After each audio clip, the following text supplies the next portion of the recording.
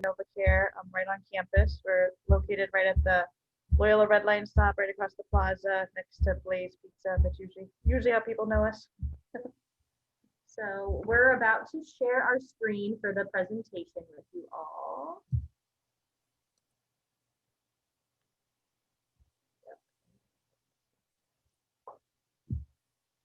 All right, can everyone see this okay?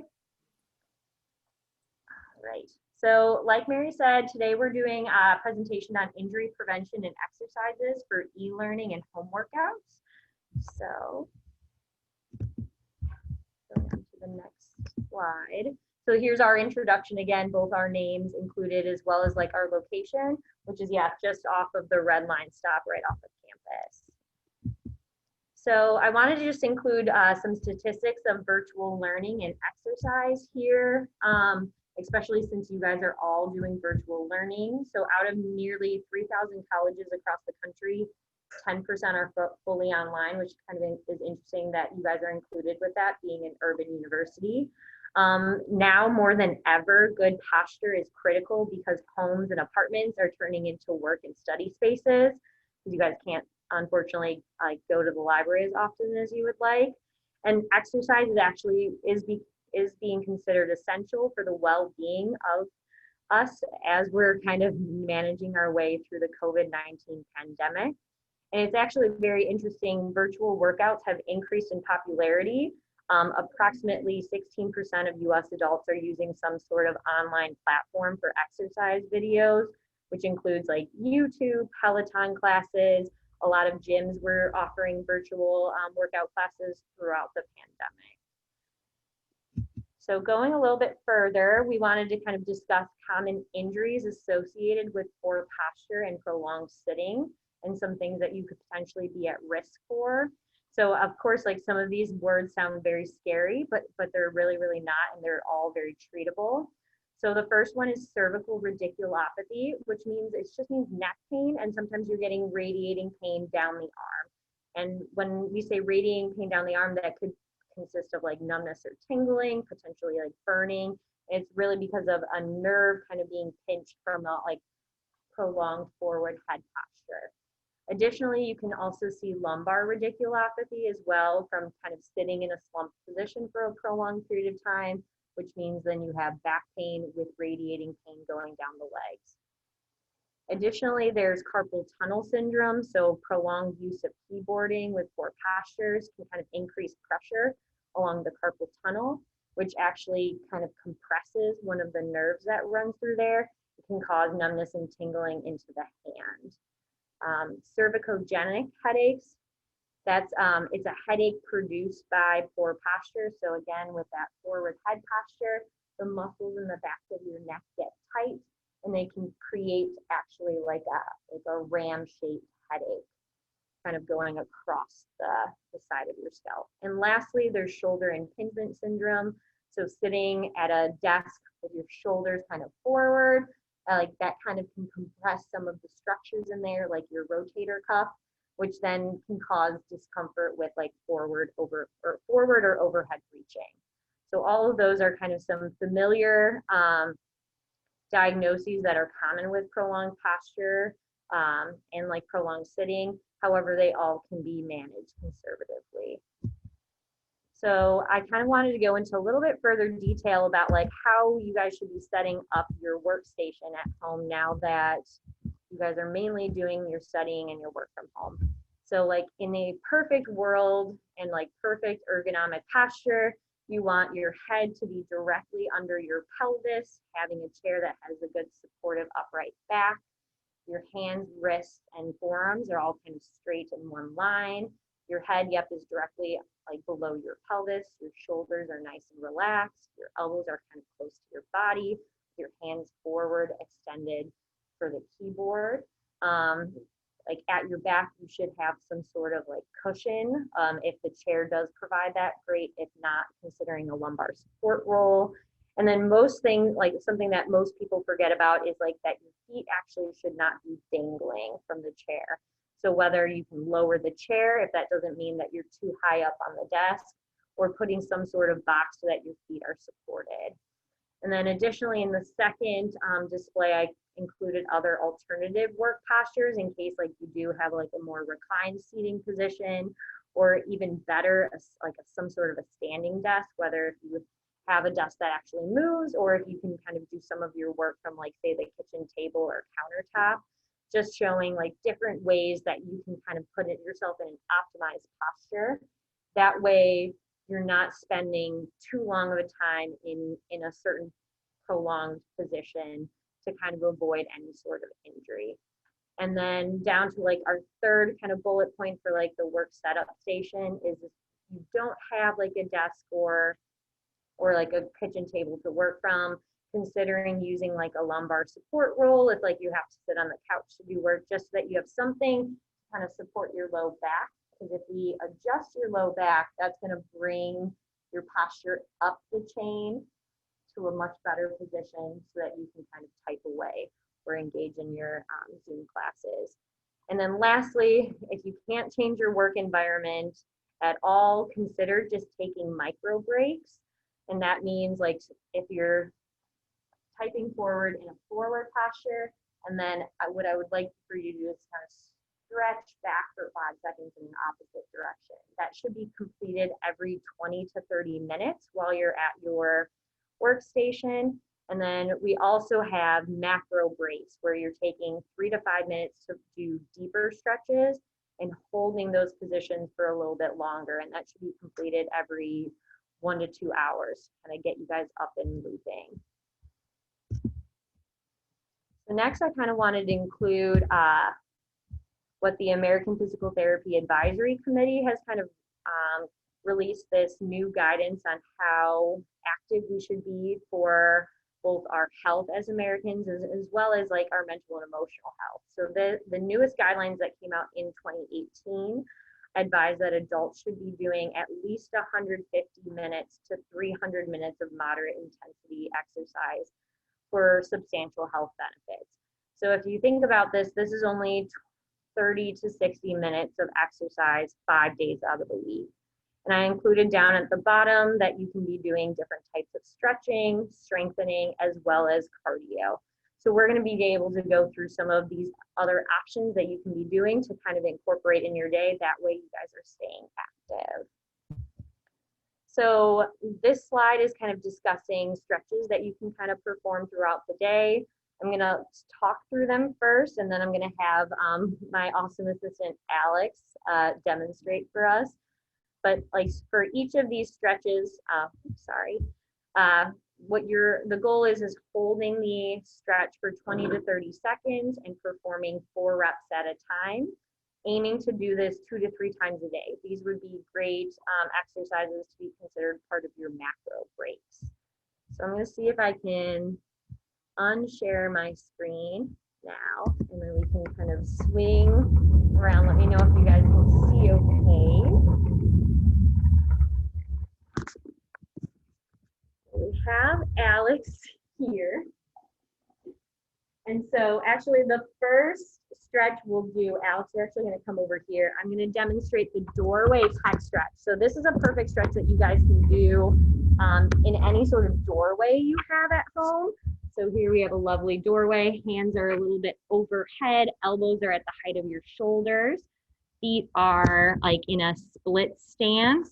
And then you're leaning forward, and this is to produce a stretch to the front of the chest. So this is something, again, you can hold for 20 to 30 seconds to kind of open up your chest muscles, especially because we tend to have that forward rounded posture when we're sitting in front of a computer all day long. So if that looks good, Alex. Next one we have, so I'm going to have Alex sitting at our desk or treatment table. And this is, we call it a thoracic cat camel. So if you guys know like the standard cat camel that you're on your hands and knees for, this one is directed at your thoracic spine. So the goal is pushing into the table to stretch into thoracic flexion or the camel, and then pushing back out and arching up for thoracic extension, which is the thoracic cat. And so this one, instead of actually holding for 20 to 30 seconds, I actually like using it as a death dynamic movement. And I typically have people do like 2 sets of 10 repetitions in each direction, once every 1 to 2 hours. So that's another great exercise you could do. After that, we have a lat stretch that you can do with a coffee table at home. So Alex, I'm going to have you over here. And we're going to do that prayer lat stretch. So what you guys can do at home is putting your elbows either on the couch or a coffee table. And what you're going to do is sitting back towards your heels, stretch your lats. So that's the muscle that kind of comes from the back of your spine and wraps up to your shoulders here. So you can, again, hold that as a prolonged stretch, or you can do it dynamically. So performing, I like to do like 2 sets of 10 reps. And then you get like a very comfortable stretch through your armpits. After that, we have, I should have done this in a better order, thoracic rotation. So Alex, we're gonna have you back over.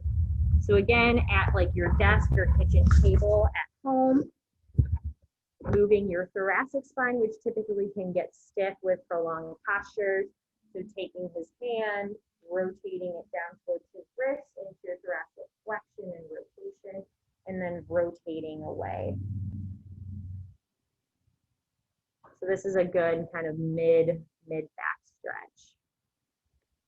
And then Alex, I'll have you demonstrate the other side too. So again, right here, he's lightly touching the back of his head. He's not pulling his neck. Mainly the movement is all coming from his thoracic spine here.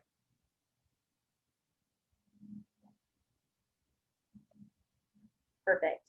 Next, we'll demonstrate a seated hamstring stretch. This is something perfect that you guys can do with any sort of chair that you have at home. What we have you guys do is just sitting at the edge of the chair with one leg straight, and then slowly hinging forward until you feel a comfortable stretch in the back of your hamstrings.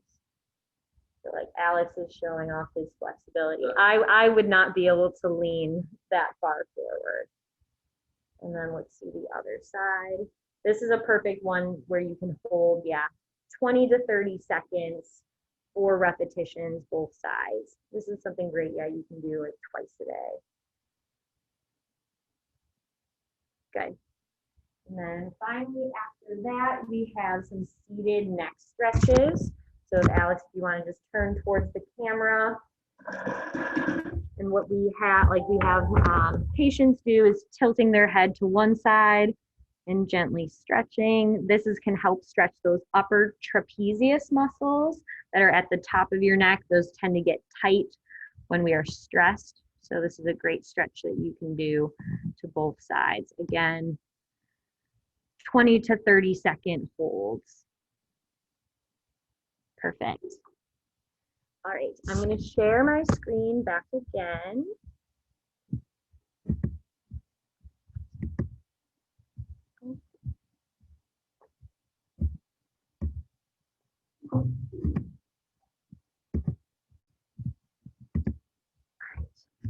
So that was the demonstration. Next, we're going to go through some exercises to address like postural deficits, like associated with prolonged positioning. So this is going to include thoracic extension, using a foam roller, scapular retraction, which is a fancy way of just squeezing your shoulder blades, pelvic tilting, which can be done in a seated or in a position laying on your back, as well as some core exercises like planks and dead bugs.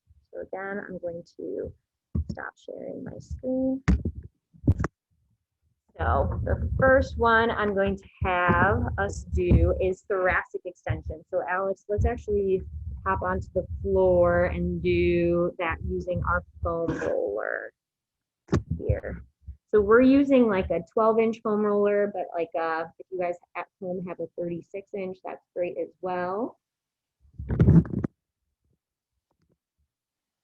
So what Alex can then do is extend through his back, stretching out his thoracic spine. And what's great is you can kind of move at different segments. So what he can do is he can lift his butt, slide down, and then extend at another position. And then he can also do like his own self-massage as well, just kind of sliding up and down without extending at his back. And it's a nice way to kind of self-massage those muscles at the back of your thoracic spine, your mid-back. After that, we have scapular retraction. So I'm going to have Alex sitting on the stool and like right in front of us. That way we can kind of see his shoulder blades.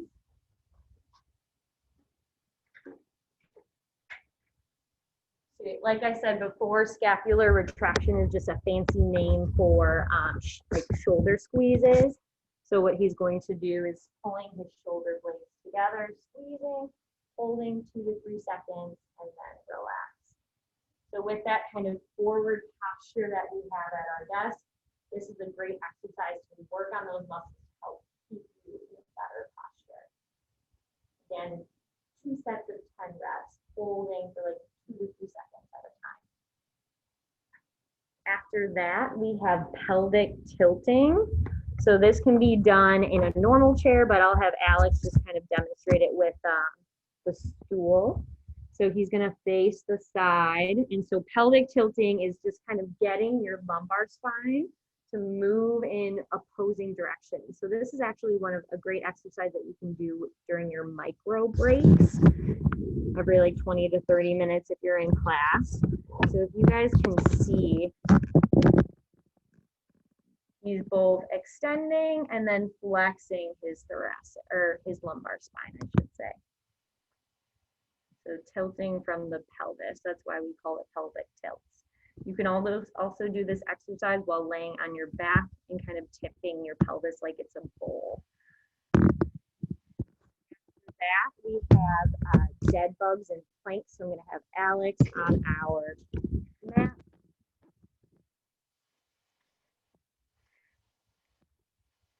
And so dead bugs, I'm sure a lot of you guys have seen these at the gym. Alex is going to bring his knees up into a tabletop position and his hands up in the air. He's going to drop one arm and one leg out, trying to maintain like his low back contact with the mat as he alternates the opposite way. A modification for this could be, instead of fully extending at the knee, he can just drop his knee down and tap his heel on the floor. So perfect. Alex is demonstrating it just like that.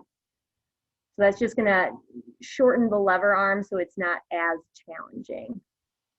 And what's really critical here is making sure that you are breathing while performing this. Good. And then lastly, for some of the exercises you can be doing includes a plank as well. So I'll have Alex demonstrate this, and I'll even kind of go into further detail about posture with this one, because this is something that people so easily mess up. So actually, Alex is in a pretty good posture. Alex, I want you to get into a poor posture. So this is what I typically see in the clinic, is like hips are dropped, core is not engaged, you're resting on your low back muscles. So what I have people do is I have people squeezing their butt, squeezing their quads, lifting their hips up, pushing their arms into the mat. Everything is engaged, core, glutes, quads. And then look at how much better he looks, nice and flat. So I love planks as an exercise because it's a full body exercise. It's not just a core exercise. So I'm going to have Alex take a rest break, but that's the ideal plank form.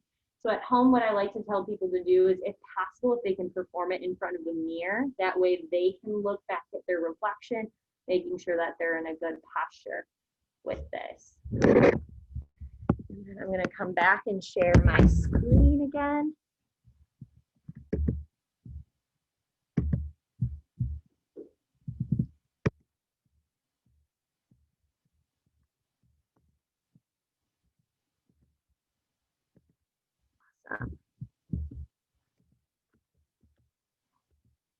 And so some great equipment that you guys can use at home to do any of these home workouts includes a sturdy chair. So please don't use a like office chair with wheels, but a sturdy chair can be used to do like squats, seated and standing, also kneeling stretches, step ups so that you guys can get like a taller back step, incline push-ups, dips. If you have like a great chair at home, it's something perfect to use. Additionally, a yoga strap or like a belt that you can kind of loop into a loop at the end. That way you can provide an additional like overpressure stretch for your upper and lower limbs. And last but not least, a foam roller. I tell all of my patients to purchase a foam roller. They're cheap on Amazon, between like $15 to $20. They're great for massaging sore muscles after a run, which Jamie's going to go through running form with you guys. It's good to lay on top of for stretches, and then you can also use it for balance activities as well. And then finally, I know we went over plank mechanics, but I'll also kind of identify both squat and push-up mechanics. That way you guys are performing exercises safely at home. For squat mechanics, first and foremost, like lightening the weight, making sure that form is correct, using like if you have a mirror, that way you can kind of watch yourself as you're doing it, having your feet a little bit wider than shoulder width apart, toes are kind of facing outward. And then I actually have, like when I'm first trying to teach someone how to correctly squat, I have them actually sitting back into a chair or like a treatment table. That way they're keeping, as they're descending down, they're shifting their weight through to their heels so that they're sitting back. And then that also keeps their posture kind of up and forward so they're not rounding at their back when they're squatting. And like one of the other big things, in order to get more engagement of the glutes and hamstrings and not just the quads, which are the muscle on the front of your thigh, I tell people to try to keep their knees from going over their toes, which typically works well if you're sitting back towards a chair. Additionally, for push-up mechanics, it's important to have your head in a neutral position. So many people are looking up when they're doing it, so straining like the back of their neck. Keeping your shoulder blades actually compacted, so that retracted position, meaning you're bringing them down and back, and then bringing your arms down and in. And it's important, like a push-up is not just an upper body exercise, it's a full body exercise. So making sure that you're having your core muscles engaged as well as your hip flexors in order to maintain a kind of straight posture. Sorry, we have a patient coming into the clinic here. Yes, sorry about that, guys. Classic day at Novacare. So like I said, like making sure that you're not having that low back stack, kind of like how Alex demonstrated with the plank positioning, keeping your core and hip flexors engaged, compacting those shoulders, and then so that you can kind of push away. So after that, I'm gonna, while Jamie kind of chats with this patient, I'm gonna go ahead and at least talk about the initial exercise, like common causes of injury with exercise, including running. So Jamie is like our running guru here. She does video gait analysis, and we see a lot of runners, especially a lot of people are running the virtual Chicago Marathon this weekend. But some common causes of injury are doing too much too quickly, meaning you're increasing your distance more than 10% at a time, and this includes not giving yourself adequate rest breaks between runs, so at least 2 to 3 days between running. So it's best if you are not a runner and you're interested in starting a running program, consider jumping into a run-walk program that progresses up to 30 minutes of running. There's a really great app online that it's like from couch to 5K. So that's a great app that you can use to kind of slowly increase your running. I'm gonna have Jamie take it away now because she knows running the best. I'll have her jump in. Hey guys, sorry about that. Stepped outside for a second, but all right. So I think Meredith was just at the kind of how can you get injured starting a running program, and you were talking about the too much too fast, right? All right. So if you're not a runner and you want to do some type of cardio, we definitely want you to start with a walk run program. You can, do intervals. We start as slow as walk 4.5 minutes, run 30 seconds. Do that 6 times, so a total of 30 minutes, and you progress every other day. Increase your increase your running by 30 seconds and decrease your walking by 30 seconds until you're up to 30 minutes of running. And then after that, we want you progressing your weekly mileage no more than 10% there. All right, so the next 3 are all things that we're going to talk about. Weak hip and core muscles can cause various running injuries. So we're going to go over in the next few slides different exercises to work on that. Excuse me, running on tight or cold muscles can also produce various different injuries. So we're going to work on I'm going to teach you guys a dynamic warm up and some other drills that we've got to warm up when you run. And then finally, core biomechanics. And again, for the next slide, we're going to address those mechanics and make sure everyone's running correctly. All right. So here, I know there's a lot of information here, so I'm going to use Alex again. So I'm going to stop sharing the screen for a second, use Alex to kind of show you what all of this stuff means. So give me 1 second. All right. Let me move to a little bit of an area.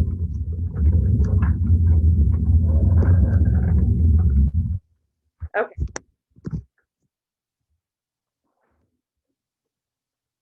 So the first thing we talk about is that torso when you're running, it should be upright and relaxed. So one of the things we see a lot of is that people run with very forward shoulders. So the same thing Meredith was talking to you guys about posture and sitting, we need in running. So if you want to turn to the side and just show the difference between running with like that forward head, forward shoulders, kind of bent over posture.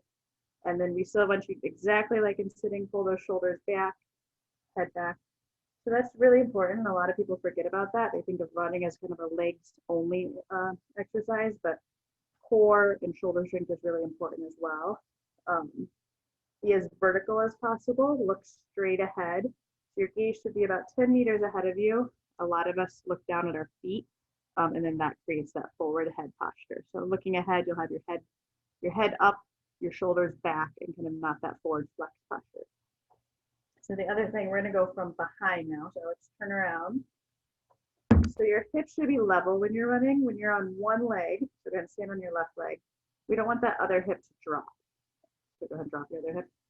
So we see that a lot with weak hips or poor single leg balance. So when we get to the exercise, that's some stuff that we're going to show you how to avoid that.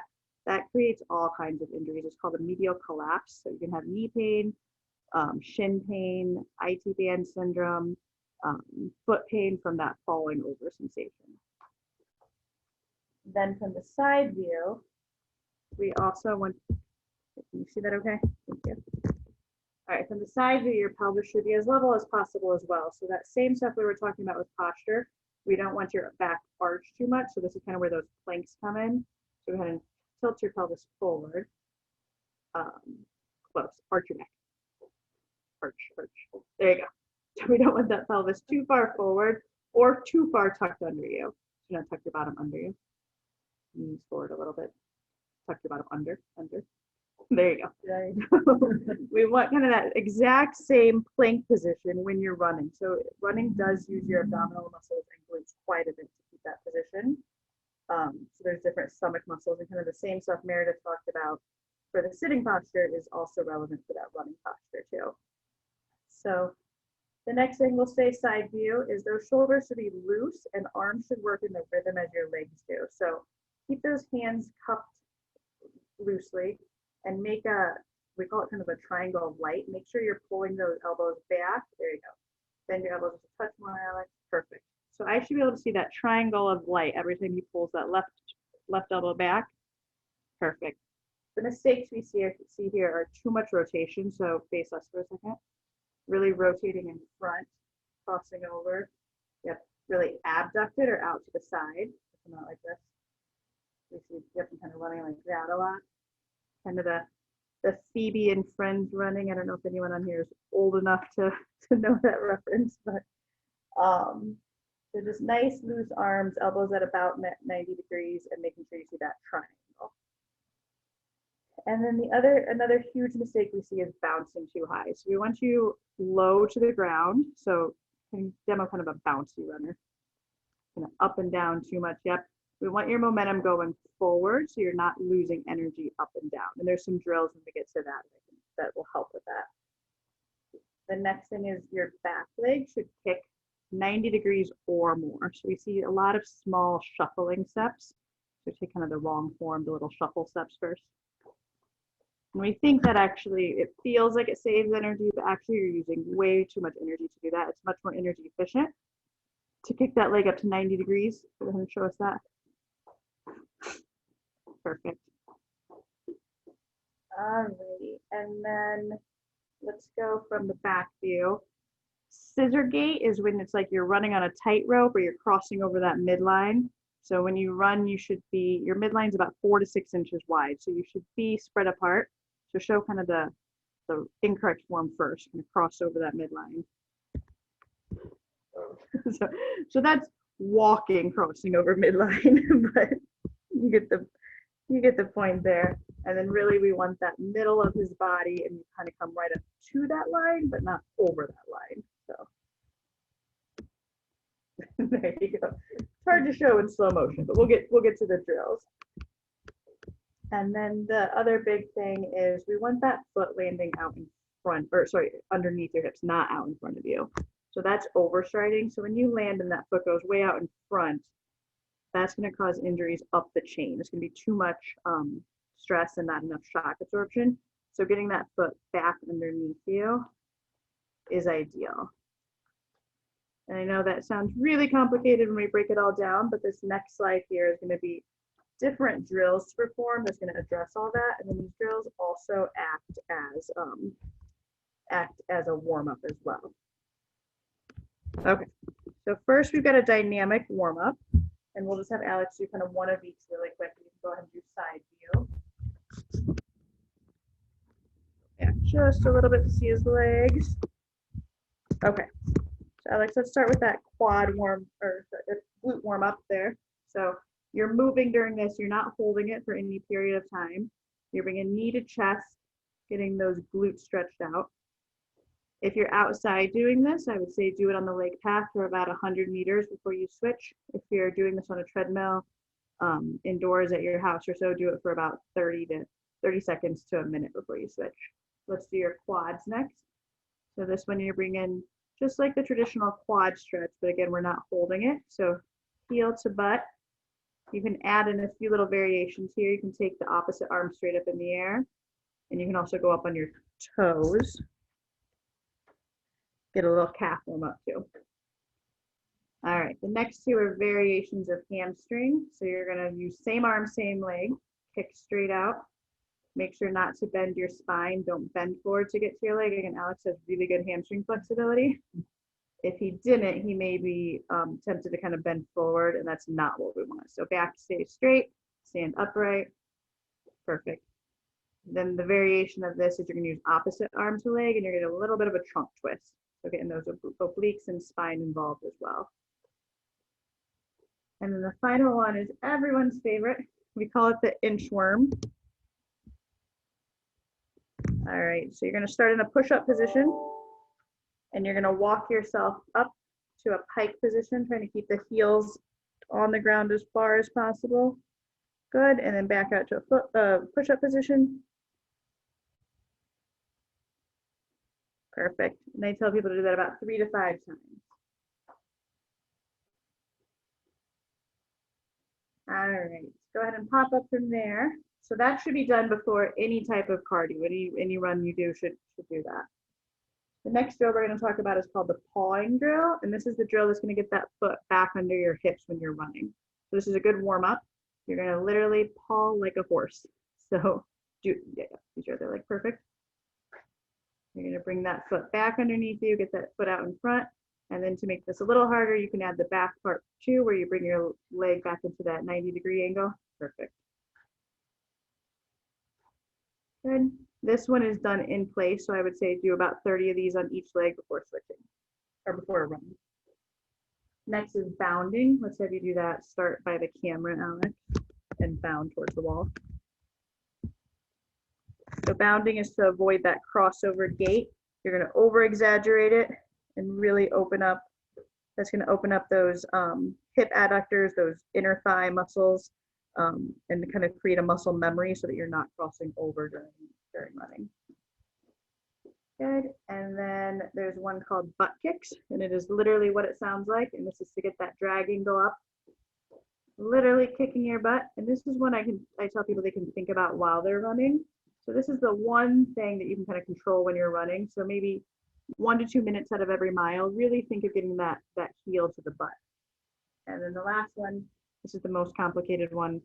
It's A skip and B skip. It's getting that foot back under your hips. So A skip is the beginning one.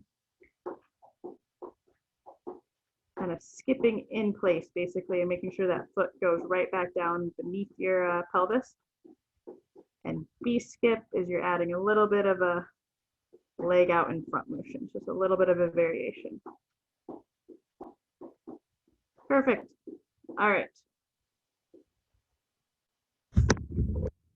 And next we're going to switch over to the exercises that we can do to prevent injuries. So more of the strengthening injuries, or sorry, strengthening exercises. Alex needs a little bit of a breather, but when you have him on the table, give me 1 second to move this.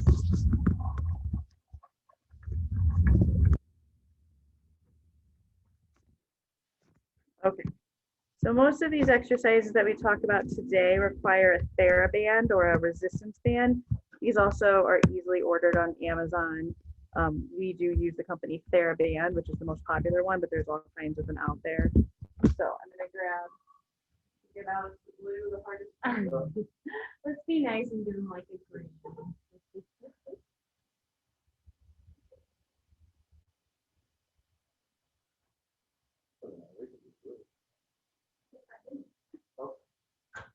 Go ahead and pop. Go ahead and pop on the table on your side. That band's going to go right above your knees, both thighs.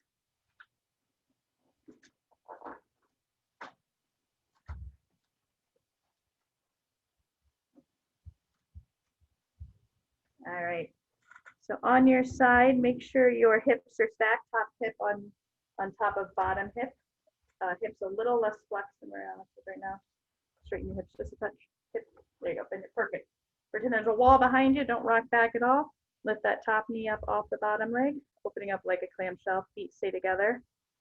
This one should burn right here in this glute muscle if done correctly. You don't want to feel it in the front of the hip, down the thigh, and the hamstring. It should be right here in that side back hip muscle there.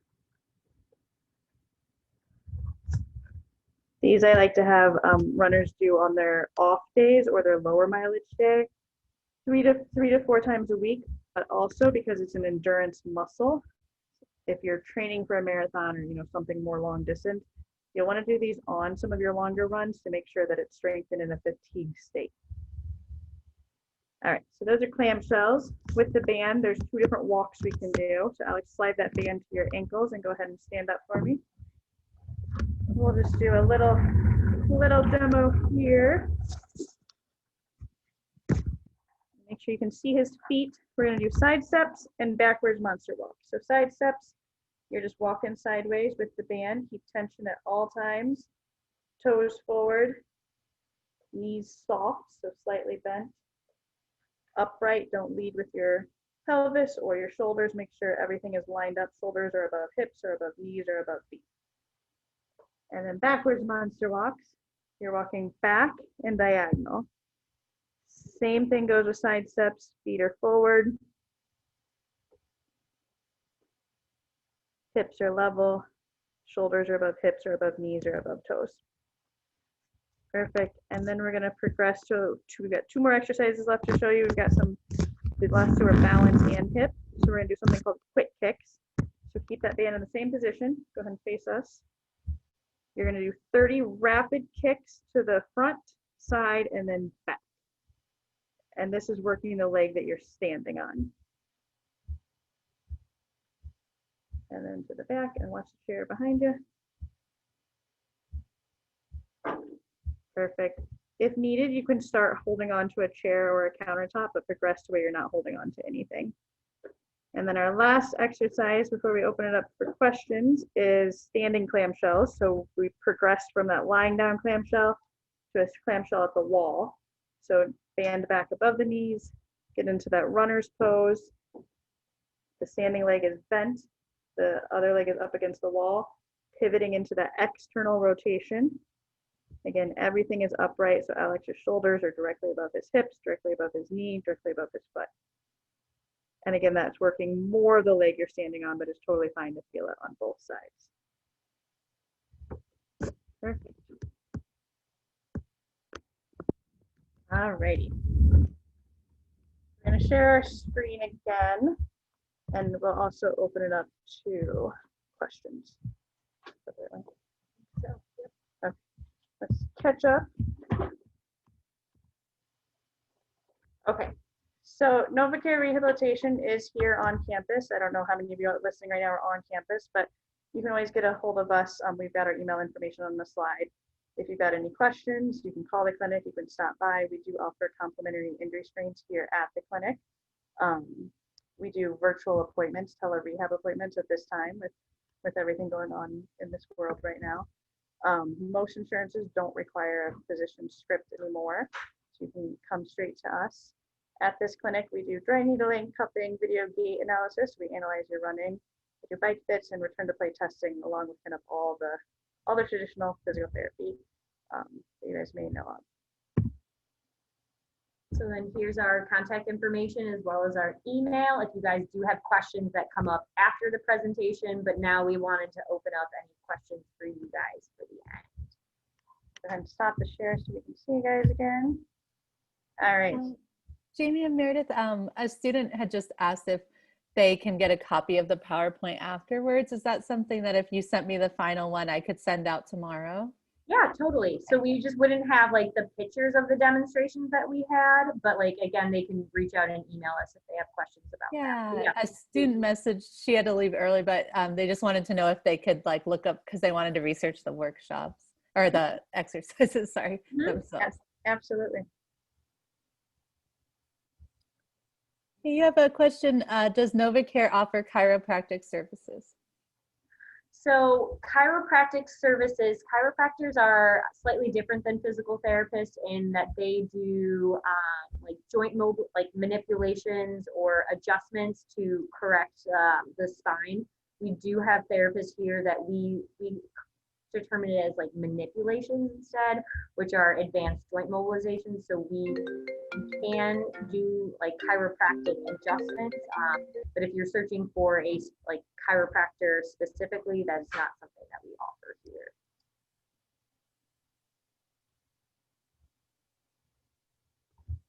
Any other questions?